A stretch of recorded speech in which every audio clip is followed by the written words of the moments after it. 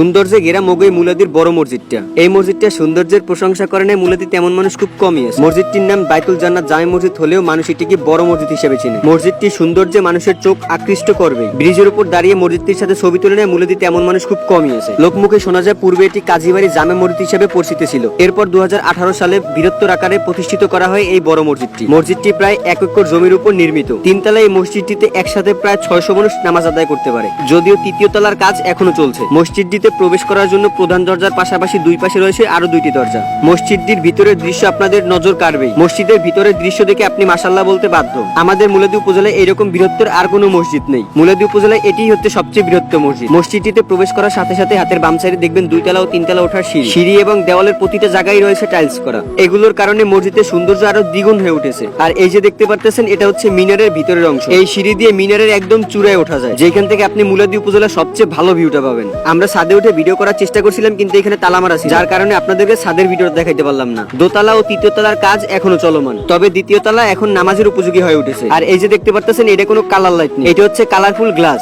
রোদের আলো পড়ার কারণে এটাকে এত সুন্দর দেখাচ্ছে। আর তৃতীয় তলায় উঠলে এখান থেকে ব্রিজ এবং নদী দুইটাই খুব সুন্দরভাবে দেখা যায়। সেই সৌন্দর্য দেখে আপনার চোখ জুড়াই যাবে। এছাড়া মসজিদটিতে লাশ বহনের জন্য রয়েছে 2টি খাটিয়া। মসজিদটিতে প্রায় 90টির মতো আধুনিক ফ্যান রয়েছে, যা দেখতে খুবই সুন্দর। এছাড়া মসজিদটিতে রয়েছে 9টি এসি। আর প্রথম কাতারের দেওয়ালে দেখবেন মুমিনদের জন্য রাখা হয়েছে তসবিহ। এছাড়া মুসল্লিদের উযু করার জন্য রয়েছে উযুখানা। আর 24 ঘন্টা বিদ্যুৎ ব্যবস্থার জন্য জেনারেটর তো আছেই। মসজিদটির সৌন্দর্য যতই দেখবেন ততই এই সৌন্দর্যের প্রতি মায়া বাড়বে। মসজিদটিতে প্রবেশ করার জন্য পড়তে হবে না কোনো বাধার সম্মুখীনে।